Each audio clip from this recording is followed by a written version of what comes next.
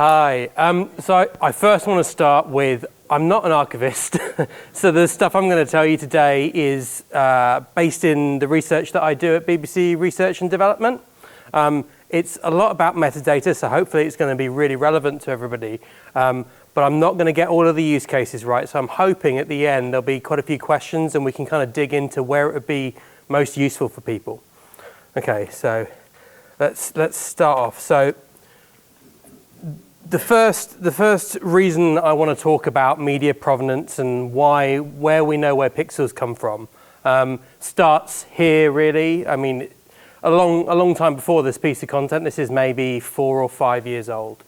You can't actually get hold of this anymore. It's sort of been scrubbed from the internet, but this is just one example of many where people have taken content, and in this case, it wasn't even faked content. This is a piece of real footage from a conflict that we're not entirely sure of the origin of it. And they've also taken the BBC News branding, and the full thing that unfortunately I can't show you today is actually a video. It includes all of the animations. It includes the font that we use. It looks almost exactly like a BBC video. And it was fake. And it was distributed on Telegram. The message it told was not one that we were telling. It was about Poland supposedly preparing for war. And this was just one of like many different situations where the problem of mis and disinformation had really harmed, I guess, society in general, but also the BBC's reputation. We didn't do this, I swear. So when the origin of that kind of content is hidden, all content can look the same. People don't have anything to go on. They might visit a social media application. They might go to like an aggregator of news. Or they might just be on a random web page on the internet. It's very hard to understand that when you look at a piece of video or an image or even a piece of text, where that originally came from. Today, it's definitely not a certain thing that it came from the owner of the website. Facebook don't produce content, their users do. And so in this world of disinformation, how can our commitment as an industry to accuracy make a difference? How can we help users? So why did we think media provenance was a way to look at this? Well, there's no real current way to securely understand who or what created or edited or even published a piece of media. If it's part of your own website as maybe a media publisher, I think you get lucky in that situation. Users can assume if they come to your website that the content you're publishing actually did come from you. But if they discover it anywhere outside of that ecosystem, it's very difficult. Existing metadata is incredibly easily faked and manipulated. It's attached to a piece of content. You can trivially open that piece of metadata up and make changes to it. So while using metadata in there is still a really good thing to do, we wanted to find a way to make people feel confident that the information they were getting, maybe it's a headline, maybe there's an image that shows you one thing and there's a headline that's telling you a slightly different story. How do we know those two are related? Did they come from the same broadcaster? So that's really important.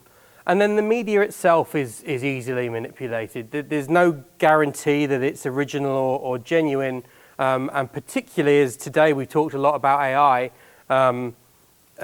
manipulating that is becoming easier and easier, and creating entire videos or images from scratch is now very simple.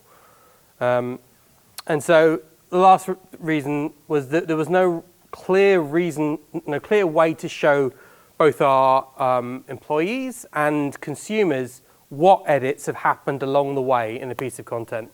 For some pieces of content, that might be less useful. Maybe there's a piece of content that's been published and it's just gone straight out to the audience. But in some cases, we might do something like crop a piece of media. And we might take off a side, a bit, a part of the subject that maybe isn't useful to the story. And And that can sometimes be used as a sort of a reason why, oh, they've manipulated the media. And so part of this is all about, if we make things more transparent to people, yes, they'll see these things more frequently, but they may understand the reasoning behind why we do what we do. And so, yeah, part of that was creating what we call the Coalition for Content, Provenance and Authenticity. I always struggle with those words. So this started as a group of media publishers originally formed a small group called Project Origin, where we talked about solving some of these problems, how we could let people know where their content came from.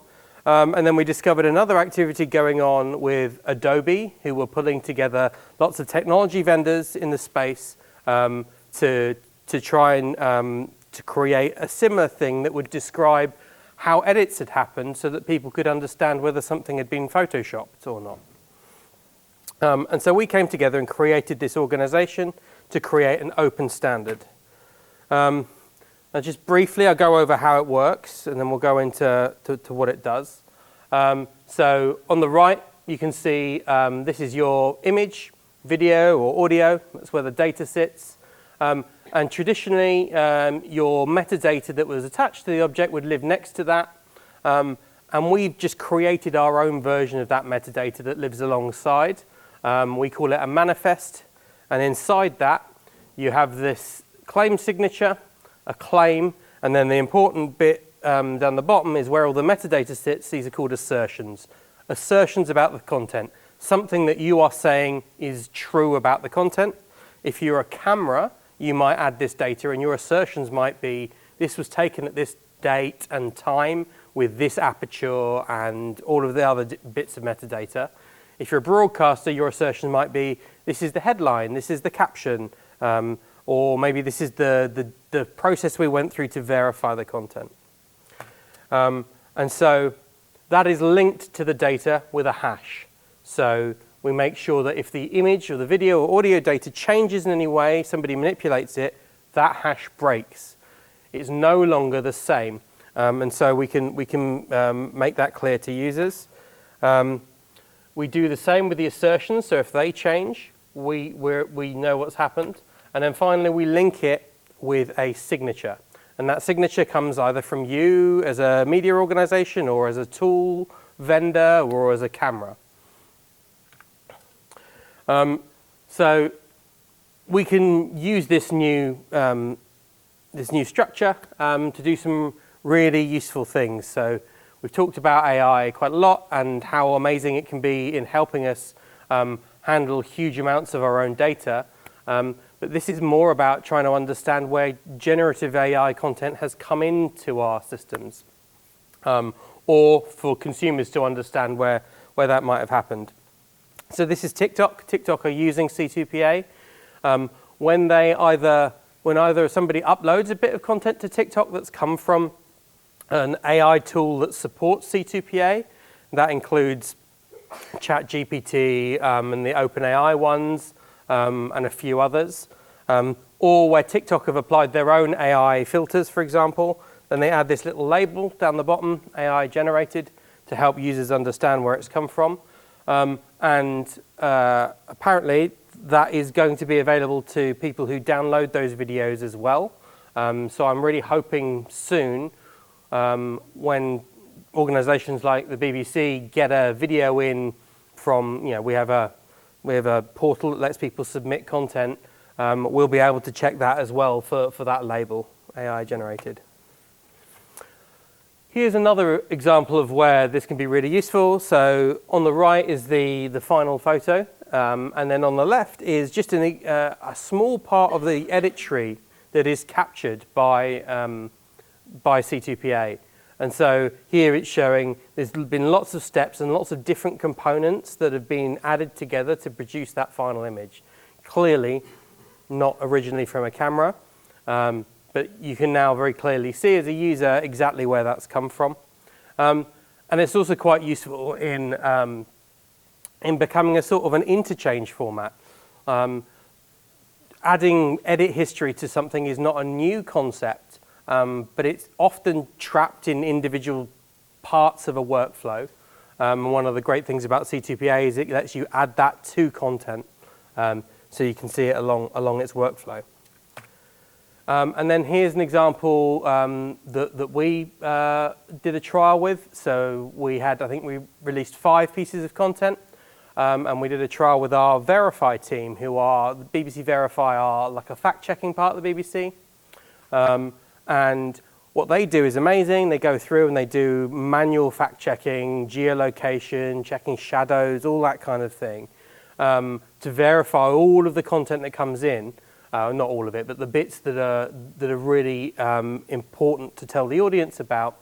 And then we put this data into the C2PA part of the video, and we published it. And you can see on the top left there, content credentials shows that we've added it to that part.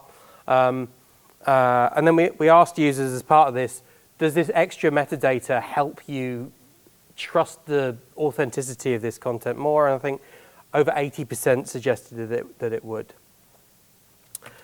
And here's another example. So this is us imagining what social media might be like if we added some more of these features to social media.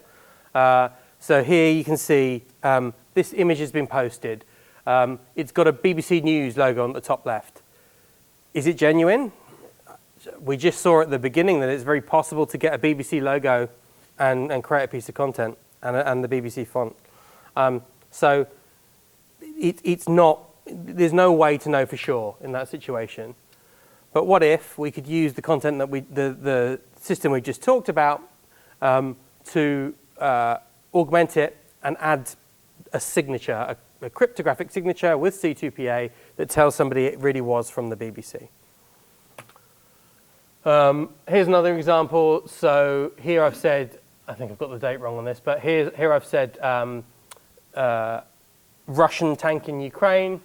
And then what if we could add more data, this time from the camera, and this is now saying actually that was originally taken in Syria, and then published by the BBC later on. So we're getting some of the edit history, but also some of the camera data to help people understand where it's come from.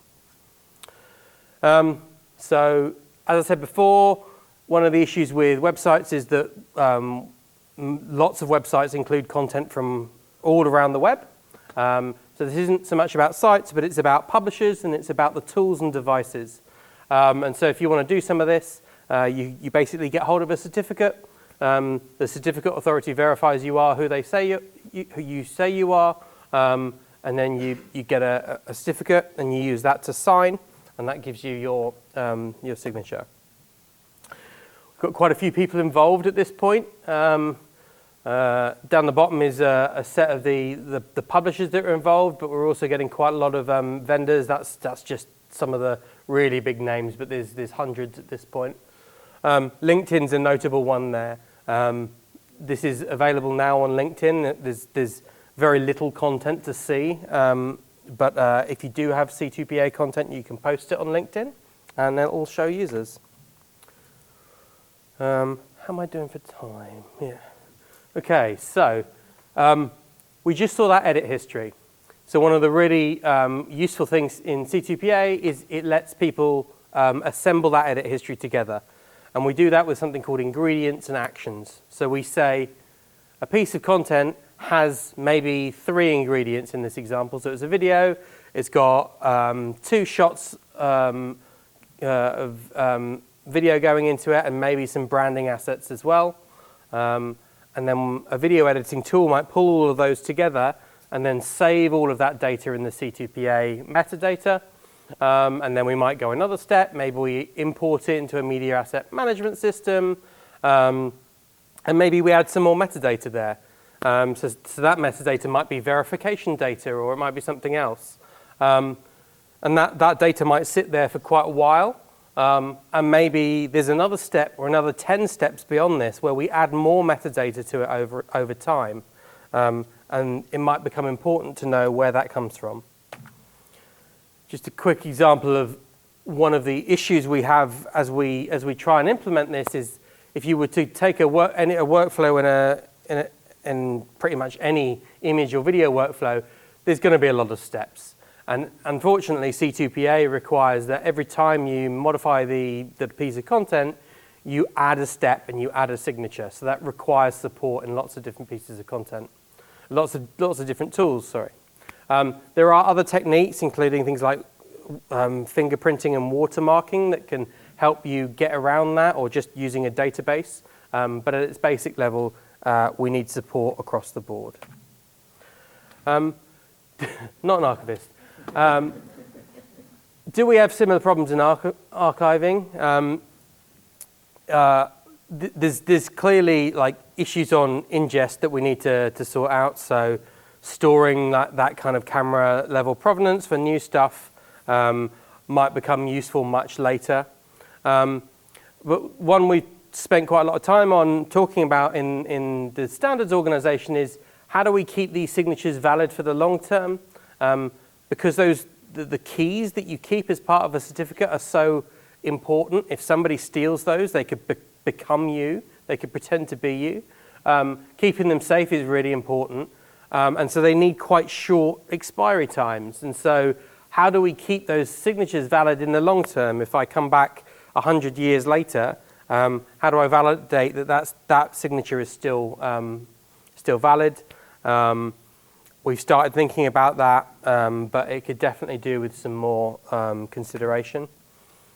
And then finally, some use cases. So we talked a bit before about capture, but in terms of content coming into us, it's incredibly useful to people to be able to prove that they actually took that photo. We have lots of people talking to us about how useful this is, and then they also talk about the danger of people taking pictures of pictures. That's something that we're still working on trying to put into the standard, how we signal whether we suspect something as being a picture of a picture. Proof of time and location. There's so many pieces of content on the internet today that have maybe false context. Somebody in a post might say, here's an example of electoral fraud in the recent election in the US. And actually it turns out it's from 5 years ago in an entirely different country. So that stuff is really important. And I put with extensions here, people are using C2PA to add on to it, to extend it. It's open and extensible. Some people are adding the ideas of photographers being able to stamp themselves into the metadata. I took this. I own the original copyright to this. Not in the core standard, but it's something that's possible. And then for newsrooms and agencies, particularly for agencies, knowing which org the media came from is a really useful thing. So you can try and capture that at the point it comes into the business, but that might go through several steps in your workflow, and that metadata might be lost. And so having this attached content provenance can be really useful, particularly if they're providing you information. They might have done their own verification checks that they've put into that metadata. And so knowing who did it, maybe telling your archive systems or your future audiences about that would be useful. Verification, so you might have a verification team. Can they use that to understand how much work they need to do? We talked about edit records before, how it might have been edited before you got hold of it. Maybe it was airbrushed before you even got hold of it, and that sounds like it would be something you'd like to know. And then finally, right at the beginning, we talked about generative AI. So having those labels to be able to see whether the media has been generated or edited by AI software is useful. And that's not always a negative thing. I think just coming back to the previous presentation where we talked about computational agents as a part of our workflow, there are many situations where we're going to want to use AI to change content, to modify content. And what we're really saying here is we should understand exactly where that's happened so that we can know what to do next or know what to tell our audiences. one thing I don't spend much time talking about with people in C2PA, but I think might be relevant here is metadata provenance. So as our assets have very long lifetimes, it often will go through lots of different editing procedures. So here I've suggested it could be re-encoded. Maybe you've got a new codec and you want to update codecs because you no longer support, I don't know, Real Player or something like that. Maybe it was manually colored. Maybe you do some upsampling. So just like at a media level, you've got to want to understand what happened to that as it's gone through. And you might have gone through a number of different media systems as you do this through this life cycle. And so having C2PA data that's attached to the asset might be very useful. But also the metadata ones too, like if you do new research into where that piece of content has come from over the course of its life, knowing who did that research, what the context of that research is, which organization commissioned it, is also very useful. Maybe 25 years later, instead of just accepting that is true, you might understand, oh, okay, that happened in a context of something else happening, and so we might be able to trust that verification less than one that happened 5 years later. C2PA offers cloud storage as well, so you can store this data outside of the media if you want, but the convenience of that embedded stuff means it stays with the content. And then a question at the bottom here, does that better provenance increase the value of the asset? Well, I guess that's probably true. The bigger question is, does the amount of extra effort to add this data balance out?